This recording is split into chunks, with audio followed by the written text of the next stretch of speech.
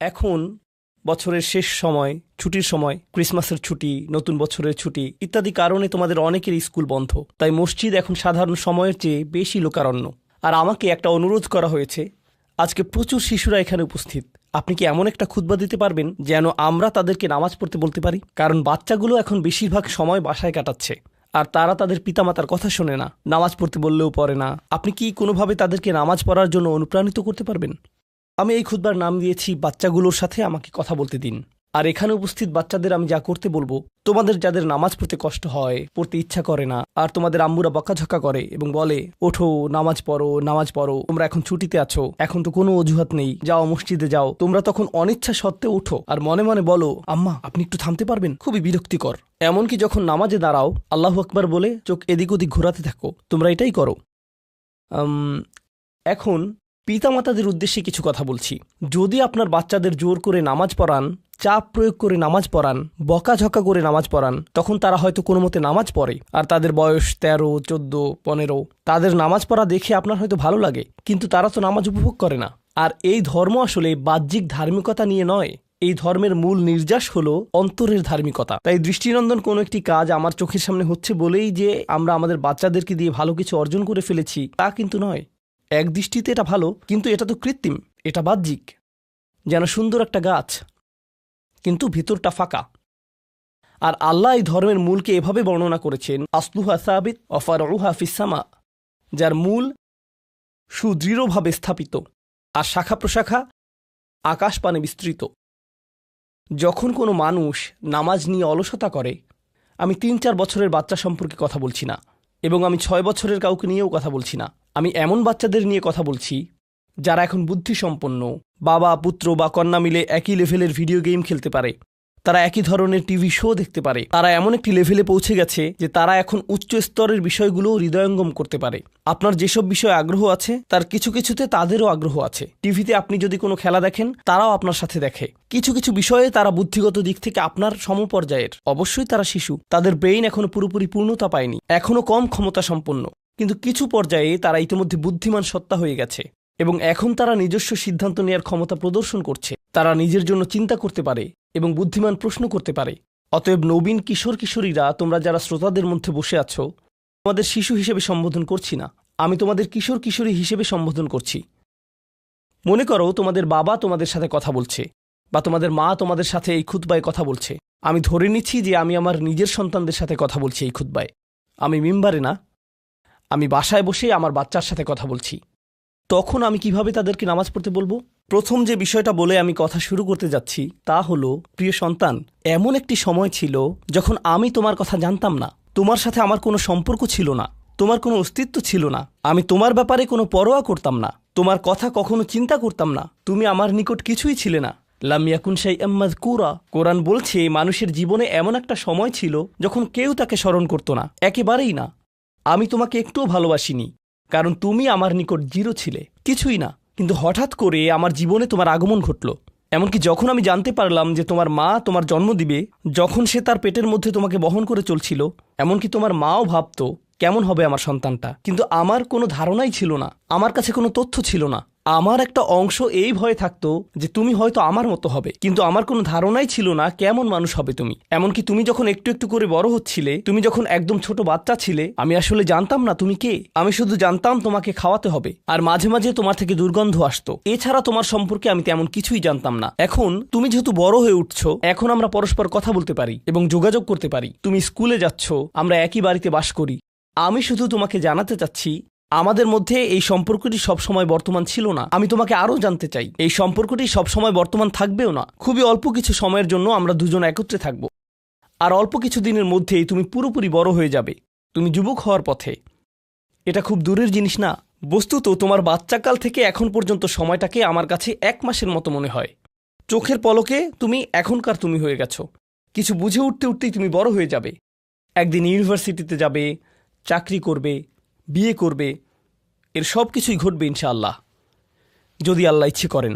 যখন ওই ব্যাপারগুলো ঘটবে, তখন আমাদের সম্পর্কটা আর আজকের মতো থাকবে না, বাড়িতে এসে তুমি আমার কাছে ছুটে আসবে না, তুমি আমার সাথে সময় কাটাবে না, তোমার নিজের চাকরি থাকবে, পরিবার থাকবে, স্ত্রী থাকবে বা স্বামী থাকবে, তোমার তখন নিজের জীবন থাকবে। সুতরাং আমাদের হাতে একত্রে যে সময়টুকু আছে তা খুবই সীমিত।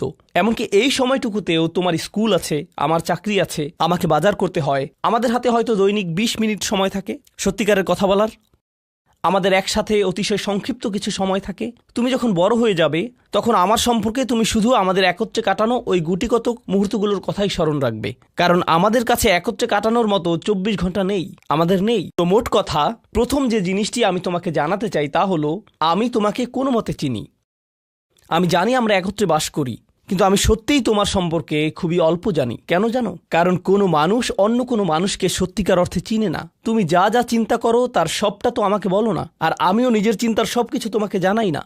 কিন্তু এমন এক সত্তা আছেন যিনি তোমাকে চিনতেন, এমনকি যখন তুমি আমার নিকট কিছুই ছিলে না তখনও। এমন এক সত্তা আছেন যিনি তোমাকে তখনও ভালোবাসতেন যখন সৃষ্টি জগতের কেউই তোমাকে ভালোবাসতো না, এই জগতের কেউই তোমাকে স্নেহ করতো না।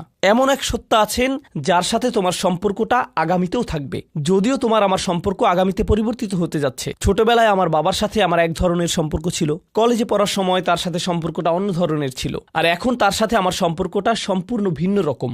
যদিও আমরা একই মানুষ আছি, কিন্তু আমাদের সম্পর্কে আমূল পরিবর্তন এসে গেছে। কিন্তু একজন এমন আছেন যিনি সর্বদা তোমাকে ভালোবেসে গেছেন, তোমাকে নিরাপত্তা দিয়ে গেছেন, তোমার ভালোর জন্য পরিকল্পনা করে গেছেন, তোমার যত্ন নিয়েছেন একেবারে শুরু থেকেই, আর তিনি সব সময় তা করে যাবেন। আর সেই সত্তা আমি নই, আমি তোমার জীবনের একটা পর্ব মাত্র। এটা সুন্দর একটা পর্ব যা আল্লাহ তোমাকে আমাকে একত্রে দান করেছেন, কিন্তু এটা কোনো স্থায়ী পর্ব নয়। এটা ছিল প্রথম ব্যাপার যা আমি তোমাকে জানাতে চেয়েছি।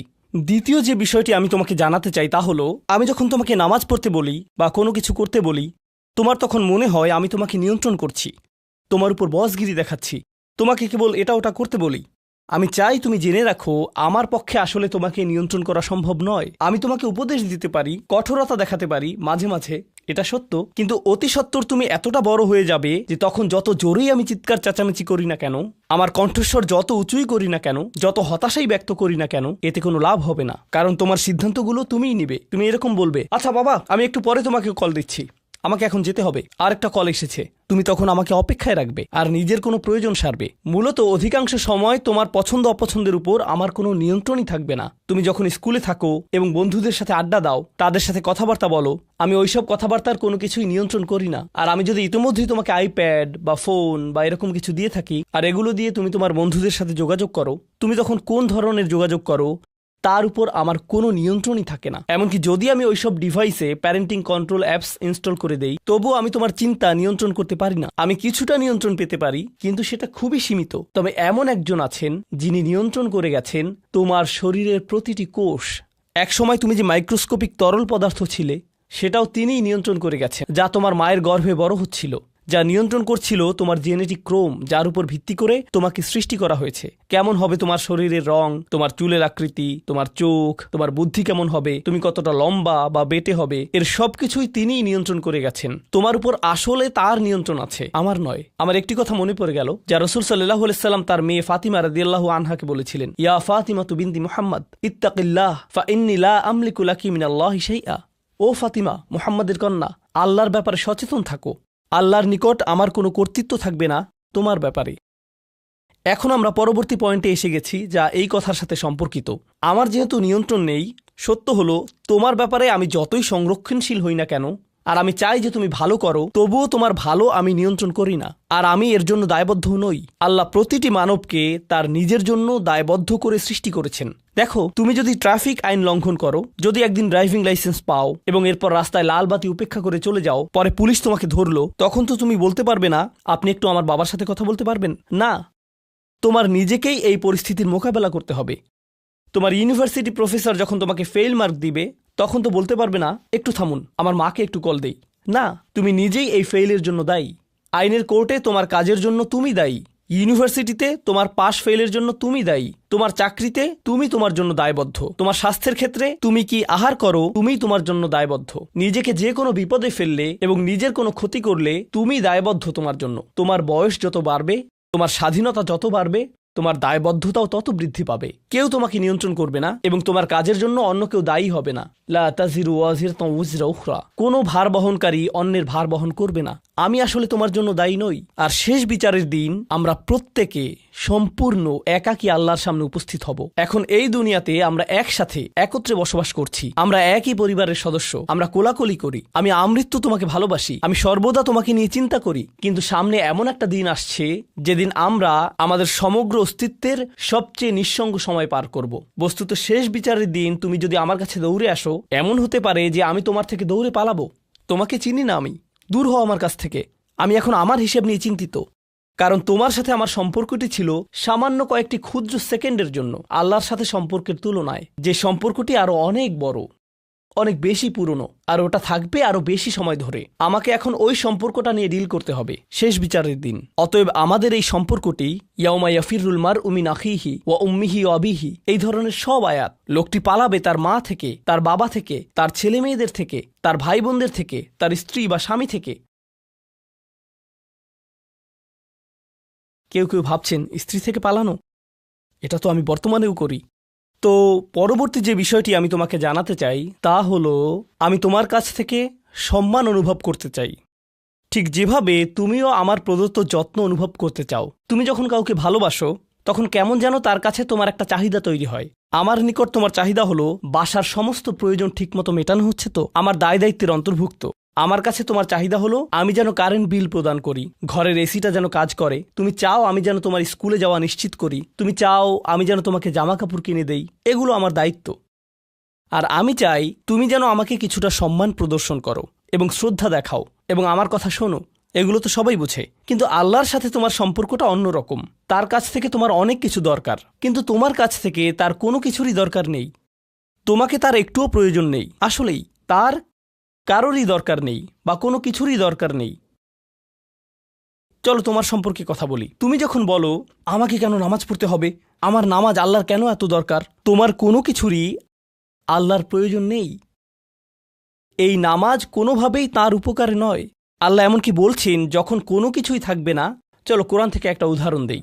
যখন এই মহাবিশ্বে কিছুই থাকবে না, চলো কয়েক সেকেন্ডের জন্য আল্লাহর গৌরব নিয়ে কথা বলি।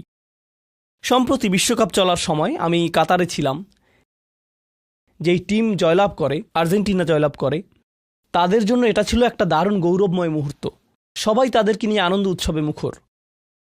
কল্পনা করো খেলোয়াড়টাকে নিয়ে উৎসব চলছে, কিন্তু কোনো দর্শক নেই, কোনো ক্যামেরা নেই, কোনো স্টেডিয়াম নেই, কিচ্ছু নেই। একটা লোক একা একা একটি দ্বীপে বাস করে, সে ফুটবলটাতে লাথি দিয়ে একটা গোল করে ফেলল আর বলে উঠল, ইয়ে আমি সেরা।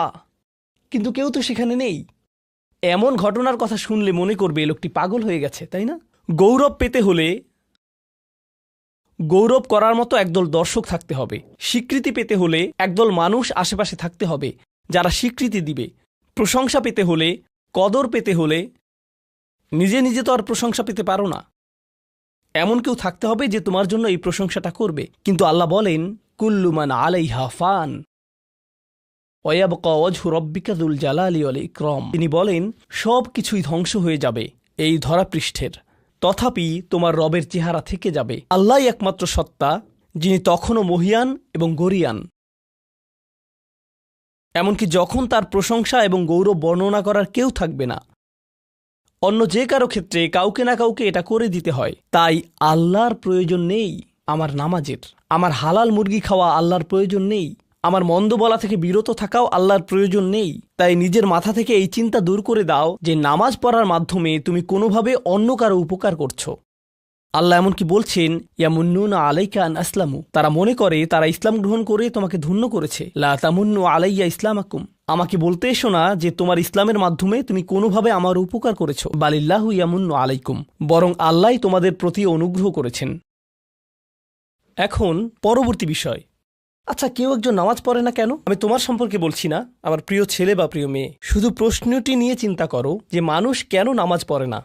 এর অনেকগুলো উত্তর থাকতে পারে, আর এই প্রশ্নের উত্তর আল্লাহর কাছেও আছে। উত্তরটা খুবই ভয়ঙ্কর। এই উত্তরটি আমি খুতবার শুরুতে পড়েছি। তিনি বলেন, ফালা সাদ্দাকা ওয়ালা সাল্লা ওয়ালাকিন কাযযাবা ওয়া তাওয়াল্লা, সে আসলে সত্য গ্রহণ করেনি এবং সে নামাজও পড়েনি। তিনি কাফির সম্পর্কে বলছিলেন। তিনি দুইটা জিনিস বলেছেন, এই লোকটি সত্য গ্রহণ করেনি এবং নামাজও পড়েনি। কথাটা ভাবনার উদ্রেক করে। যদি বলা হয় সে সত্য গ্রহণ করেনি, আমার আশা হলো তিনি বলবেন লা সদ্দাকা ওয়ালা আমানা, কিন্তু তিনি বলছেন লা সল্লা। এর মানে হলো আল্লাহর সত্য গ্রহণ করার ব্যাপারে তোমার অন্তরে কিছু একটা মিসিং আছে। না না না, বাচ্চাটা বলে আমি আল্লাহকে বিশ্বাস করি, আমি মুসলিম। হ্যাঁ, তুমি এখানে মুসলিম, তোমার মাথায়। কিন্তু এই সত্য তো শুধু তোমার মাথার জন্য না, এই সত্য তোমার অন্তরের জন্য। তুমি এখনো অনুভব করছো না যে ব্যাপারটা কেমন সিরিয়াস। তুমি এখনো উপলব্ধি করছো না যে এটা কি। মাঝে মাঝে কোনো বিষয় তুমি জানো হয়তো, কিন্তু এই নিয়ে চিন্তা করা থেকে পালিয়ে বেড়াও। এটা সত্য, তুমি জানো বিষয়টা কিন্তু চিন্তা করতে চাও না। আর তাই এটা যেহেতু মিসিং, ঠিক এই কারণে আমি সহজেই নামাজের কথা ভুলে যাই কখনো কখনো, এবং তুমিও ভুলে যাও কখনো কখনো। এমনটা ঘটে কারণ আমাদের অন্তর কিছুটা বিভ্রান্ত হয়ে পড়ে।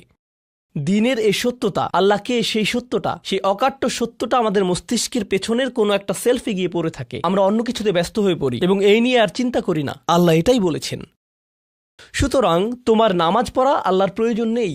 এমনকি তুমি যদি নামাজ পড়ো, আমি পড়তে বলছি এই কারণে, তখন কি করো? নামাজের জন্য কিভাবে নিয়ত করো? তখন আমি 4 রাকাত নামাজ পড়বো, দাঁড়ালাম, কারণ আমার আব্বা বারবার পড়তে বলছেন। আল্লাহু আকবার। নবী সাল্লাল্লাহু আলাইহি সাল্লাম আমাদের বলেছেন, নিয়ত সঠিক না হলে কাজের কোনো মূল্য থাকে না। ইন্নামাল আমালু বিন্নিয়াহ, ইন্নামাল আমালু বিন্নিয়াত। এমনকি যদি তুমি কাজটা করেও থাকো কিন্তু তোমার নিয়ত ছিল আমি শুধু তোমাকে বিরক্ত করি, এটাই তোমার নিয়ত, তখন এই নামাজ আমার যেমন কোনো উপকার করবে না, ঠিক তেমনি তোমারও কোনো উপকার করবে না। তোমার সত্যিকারের আন্তরিক নামাজ থেকে একমাত্র যে উপকৃত হবে সে হলো তুমি নিজে। এখন এটাই সেই প্রশ্নের উত্তর যে কেন একজন মানুষ নামাজ পড়ে না। আরও 2টা কথা তোমার সম্পর্কে বলতে চাই। তার মাঝে একটা হলো নামাজ পড়ার উদ্দেশ্য কি, কোন কারণে পড়ব। কারণ তুমি হয়তো ভাবছো নামাজ পড়ার উদ্দেশ্য হলো তুমি যেন জাহান্নামে না জ্বলো। নামাজ পড়ার উদ্দেশ্য হলো তুমি যদি নামাজ না পড়ো আল্লাহ তোমাকে ঘৃণা করবেন। নামাজ পড়ার উদ্দেশ্য হলো তুমি যদি নামাজ না পড়ো তুমি শাস্তি পাবে, অথবা তুমি আর মুসলিমই থাকবে না, ফেরেশতারা তোমাকে অভিশাপ দিবে। সমস্ত নেতিবাচক বিষয়। আল্লাহ ওই সমস্ত উদ্দেশ্যের কথা উল্লেখ করেননি। নেতিবাচক কিছু থেকে মুক্তি পাওয়া নামাজের মূল উদ্দেশ্য নয়। নামাজের মূল উদ্দেশ্য হলো ইতিবাচক কিছুর দিকে ছুটে চলা। এটাই নামাজের উদ্দেশ্য। এমন 2 ছাত্রের মধ্যে পার্থক্য যেন একজন লেখাপড়া করে যেন সে ফেল না করে, আর অন্যজন লেখাপড়া করে কারণ সে ওই সাবজেক্টটা পড়তে ভালোবাসে। একজন ছাত্র পড়ালেখা করছে পজিটিভ কিছুর জন্য, আর অন্যজন পড়ালেখা করছে কারণ সে এমন কিছু থেকে বাঁচতে চাচ্ছে যা নেগেটিভ। একজন কর্মচারী তার চাকরিটাকে দারুণ ভালোবাসে, আর অন্য একজন কর্মচারী শুধু চায় সে যেন চাকরিটা না হারায়। তারা একই চাকরি করছে, একেবারে অভিন্ন চাকরি, কিন্তু একজন চাকরিটা করতে পেরে কি যে খুশি, কত যে আনন্দ তার, আর অন্যজন খুবই হতাশ, সবসময় মনমরা ভাব। কেন? কারণ তাদের একজন এটা করছে ক্ষতিকর কিছু থেকে মুক্তি পাওয়ার জন্য, আর অপরজন এটা করছে উপকারী কিছুর দিকে ছুটে চলার জন্য। আল্লাহ কোরআনে যখন আমাকে নামাজ সম্পর্কে বলেছেন যে কেন আমাদের নামাজ পড়া দরকার, তিনি মূসা আলাইহিস সালামকে এই উত্তরটা বলে দিয়েছেন। যখন তিনি তার সাথে সাক্ষাৎ করেছিলেন তিনি বলেছেন, আকিমিস সলাতা লিযিকরি, আর আমাকে স্মরণ করার উদ্দেশ্যে নামাজ কায়েম করো। তোমার নামাজ ঠিক রাখো যেন তুমি তোমার রবকে স্মরণ করতে পারো। আমি তোমাকে ইতিমধ্যে বলেছি যে তোমার আমার সম্পর্কটা খুবই সীমিত, কিন্তু তোমার সাথে আল্লাহর সম্পর্কটা অনেক আগে থেকে শুরু হয়েছিল, আর তার সাথে তোমার এই সম্পর্কটা অনন্তকাল ধরে বলবৎ থাকবে। তাই সেই সম্পর্কটির কথা স্মরণে আনা আবশ্যক, কারণ ভালো যত কিছু তোমার কাছে আসে তা আসে ওই সম্পর্কটা থেকেই। সামান্য কিছু ভালো জিনিস তোমার বাবার কাছ থেকে আসে, কিছু কিছু ভালো জিনিস, কিন্তু সকল ভালো জিনিস যা তোমার কাছে আসে তা আসে একমাত্র ওই সম্পর্কটির কারণে। যদি তুমি চাও সকল উপকারী জিনিস তোমার জীবনে অবস্থান করুক, তখন তোমাকে অবশ্যই তার কথা স্মরণ করতে হবে যার নিকট থেকে সকল কল্যাণের আগমন ঘটে, যার নিকট থেকে সকল নিয়ামতের আগমন ঘটে, সকল রিজিকের আগমন ঘটে, সকল হেদায়েতের আগমন ঘটে। আর তাই আল্লাহ বলছেন সর্বোত্তম যে উপায়ে তুমি এটা করবে তা হলো নামাজের মাধ্যমে তুমি আমাকে স্মরণ করবে। এজন্যই তোমার নামাজ পড়া দরকার। আচ্ছা, পরিশেষে এজন্যই তোমার এটা করা উচিত, কিন্তু তুমি এটা করছো বলেই সঠিক নিয়ত সহকারে। আল্লাহ বলছেন কেবল এখানেই শেষ নয়, এর কিছু উপকারিতাও আছে। কিছু ভালো জিনিস তোমার পথে আসবে যখন তুমি সত্যি সত্যি আল্লাহকে স্মরণ করবে, যখন তুমি আল্লাহকে স্মরণ করবে যেভাবে তিনি চান সেভাবে, আর যে উপায়ে তিনি চান তা হলো এই নামাজগুলোর মাধ্যমে। তুমি যদি এটা করতে পারো, আল্লাহ বলছেন ইন্না সলাতা তানহা আনিল ফাহশা ওয়াল মুনকার। এমনকি এই আয়াতেও ওয়ালা যিকরুল্লাহি আকবার, তিনি বলছেন নামাজের মধ্যে এই উপকারটি আছে যে এটা তোমাকে অশ্লীলতায় পড়ে যাওয়া থেকে রক্ষা করবে। কারণ অশ্লীলতা তোমার চারপাশে বিরাজমান, আর আমি প্রিয় পুত্র তোমাকে এটার সম্মুখীন হওয়া থেকে রক্ষা করতে পারবো না। অশ্লীলতা তোমার ফোনে, অশ্লীলতা তোমার স্কুলে, অশ্লীলতা তোমার বন্ধুদের মাঝে, অশ্লীলতা ঈদের অনুষ্ঠানে, যখন কোনো কর্নারে গিয়ে বন্ধুদের সাথে আড্ডা দাও, অশ্লীলতার উপস্থিতি তুমি সর্বত্র দেখতে পাবে। প্রতিবার যখনই তুমি অশ্লীলতার দিকে এগিয়ে যাবে, তোমার অন্তর ক্ষতিগ্রস্ত হয়ে পড়বে। আর আল্লাহ বলছেন যদি তুমি এই নামাজগুলো আদায়ে যত্নবান হও, এগুলো তোমাকে অশ্লীলতার করাল গ্রাস থেকে রক্ষা করবে। একবার যদি তুমি অশ্লীলতায় ডুবে যাও, তখন তুমি হয়ে পড়বে যেমন তুমি যদি দূষিত বাতাসে নিঃশ্বাস নাও, প্রথম তোমার কাশি আসবে, কিন্তু যদি এতে বেশিক্ষণ অবস্থান করো, একসময় এতে তুমি অভ্যস্ত হয়ে পড়বে। অশ্লীলতাও ঠিক এরকম, এতে আকণ্ঠ নিমজ্জিত থাকলে একসময় এটাকে আর বড় অপরাধ বলে মনে হবে না, নিজেকে এর থেকে রক্ষা করার কোনো গরজ অনুভব করবে না আর, কারণ তোমার প্রতিরোধ ব্যবস্থা দূষিত হয়ে গেছে। এরপর তুমি এমনকি আরও বিষাক্ত আচরণের জন্য প্রস্তুত হয়ে যাবে, এমনকি আরও জঘন্য বিষয় ওয়াল মুনকার, এমনকি আরও ঘৃণ্য কাজও তোমার দ্বারা সম্পন্ন হয়ে যেতে পারে। অধপতনের অতল গহ্বরে হারিয়ে যাওয়া থেকে এই নামাজগুলো তোমাকে রক্ষা করবে। এই জন্যই তোমার নামাজ পড়া দরকার, এই সমস্ত কারণেই তোমার নামাজ পড়া প্রয়োজন। আমি বলেছি এই জন্য না, এই সমগ্র ভ্রমণের শেষে সিদ্ধান্তটা সম্পূর্ণরূপে তোমার। কারণ আল্লাহ হয়তো আগামীকালই আমাকে নিয়ে যেতে পারেন, আল্লাহ হয়তো আমাকে 1 বছরের মধ্যেই নিয়ে যেতে পারেন। তোমার এবং আমার মাঝে যে এই সম্পর্কটা বর্তমানে আছে, এমনকি যদি আমরা 100 বছরও বাঁচি, আমরা এর চেয়ে বেশি বাঁচতে পারবো না। একটা সময় আছে যখন এর সমাপ্তি ঘটবে, কিন্তু ওই সম্পর্কটি, তুমি যদি সত্যিই ওই সম্পর্কটি সম্মান করতে চাও, নামাজ পড়ো। তোমার প্রতি এটাই আমার উপদেশ। এখন আমি পিতামাতার উদ্দেশ্যে কথা বলবো। এটা হবে ছোট্ট একটা রিমাইন্ডার আমার জন্য এবং আমাদের সবার জন্য, আমাদের পিতামাতাদের জন্য। সন্তানাদি আল্লাহ প্রদত্ত একটা নিয়ামত, তাদেরকে এজন্য দেওয়া হয়নি যেন আমরা তাদের নিয়ন্ত্রণ করতে পারি। যত বেশি আমরা তাদেরকে নিয়ন্ত্রণ করতে চাইব, তত বেশি হতাশ হব সকল অবস্থাতেই। আমি দেখেছি এমনটা, বিশেষ করে যে পরিবারগুলো তাদের সন্তানদের দিনের সুরক্ষা করতে চায়, তারা যত বেশি সন্তানদের উপর জোর করে দিন চাপিয়ে দিতে চায়, তত বেশি ওই ছেলেমেয়েগুলো অদ্ভুত সব উপায়ে বিদ্রোহ প্রকাশ করে। কারণ যে বিষয়টা আল্লাহ চান আপনি তাদেরকে প্রদান করুন, আপনার ছেলেমেয়েদের কাছে আপনার যে সুযোগ আছে সেটা তাদেরকে আপনার আদেশ নিষেধ মানতে বাধ্য করার জন্য নয়। সুযোগটা এই জন্য দেয়া হয়েছে যেন আপনি তাদেরকে এমন সব বিষয়ে চিন্তা করাতে পারেন যা শুধু আপনার পক্ষেই চিন্তা করানো সম্ভব। তাদেরকে এমন সব বিষয়ে পছন্দ করাতে পারেন যা শুধু আপনার পক্ষেই পছন্দ করানো সম্ভব। আপনার বাচ্চাটা বাস্কেটবল পছন্দ করে কারণ সে আপনাকে বাস্কেটবল খেলতে দেখেছে। সে প্লে স্টেশন পছন্দ করে কারণ সে তার বাবাকে প্লে স্টেশনে খেলতে দেখেছে। এভাবে আপনি বাচ্চাটার অন্তরে কোনো কিছুর জন্য ভালোবাসা তৈরি করে দিতে পারেন, কারণ আপনি যেরকম, আপনার পক্ষে এটা করা সম্ভব। আর যখন বাচ্চাদেরকে বলতে থাকেন তোমার হোমওয়ার্ক করো, তোমার হোমওয়ার্ক করো, আপনার সন্তানের বয়স যখন 40 হবে, সে তখন বলবে না আমি হোমওয়ার্ক ভালোবাসি, কিন্তু 40 বছর বয়সেও সে বলবে আমি বাস্কেটবল ভালোবাসি, আমার বাবা সবসময় বাস্কেটবল খেলতেন। আপনি যা ভালোবাসেন তা ট্রান্সফার হয়ে তার কাছে চলে যায়, আর যা করতে বলেন তা প্রত্যাখ্যাত হয়ে যায়। এমনটি আপনার ক্ষেত্রেও ঘটেছিল। আপনার ছেলে মেয়েদের কথা ভুলে যান, আপনার নিজের বাস্তবতাও এটাই। আপনার বাবার কিছু কিছু জিনিস যে আপনি এখনও পছন্দ করেন তা ভালোবাসার মাধ্যমে আপনার নিকট ট্রান্সফার হয়েছিল, আর আপনার বাবার ওই ব্যাপারগুলো আপনি অপছন্দ করতেন যা তিনি জোর করে আপনাকে গেলাতে চেয়েছিলেন। এখানে উপবিষ্ট প্রত্যেকের বাস্তবতা এটাই, শুধু সেগুলোই গ্রহণ করেছি যেগুলো ভালোবাসার মাধ্যমে হস্তান্তরিত হয়েছিল। ঠিক এই ইশারাটাই আমাদের পিতামাতাদেরকে দেয়া হয়েছে সূরাতুল ইসরার এই আয়াতে, রব্বির হামহুমা কামা রব্বায়ানি সগীরা। রব্বায়ানি মানে যখন তারবিয়া ব্যবহার করা হয় একটি চারাগাছ বড় করার জন্য, আপনাকে চারাগাছটির যত্ন নিতে হবে, এর সযত্নে প্রতিপালন করতে হবে। গাছটির প্রতি চিৎকার চেঁচামেচি করলে তো হবে না, তাড়াতাড়ি বড় হও, তাড়াতাড়ি লম্বা হও।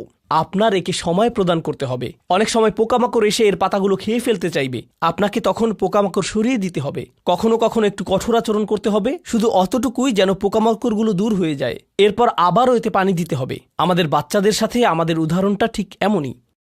ঠিক এ কারণেই আমরা আমাদের মাতা পিতার জন্য এই দোয়াটা করি। আমি দোয়া করছি আল্লাহ যেন আমাদের সন্তানদেরকে হেদায়েত দান করেন, যা শুধু তার পক্ষেই দেয়া সম্ভব। দোয়া করছি আল্লাহ তাদের অন্তরে ইস্তিকামা প্রদান করুন, যেন তারা তাদের জীবনে সঠিক সিদ্ধান্ত নিতে পারে। আরও দোয়া করছি আল্লাহ তাদেরকে ইব্রাহিম আলাইহিসসালামের দোয়ার মতো করুন, যা তিনি আমাদের সবার জন্য করেছিলেন। রব্বি জাআলনি মুকিমাস সলাতি ওয়া মিন যুররিয়াতি, হে আমার রব, আমাকে সালাত কায়েমকারী বানান এবং আমার বংশধরদের মধ্য থেকেও। আল্লাহ তাআলা এখানে উপস্থিত পিতামাতাদেরকে, আমাকে সহ সবাইকে এমন দৃষ্টান্তে পরিণত করুন যে আল্লাহকে ভালোবাসে এবং যে নামাজকে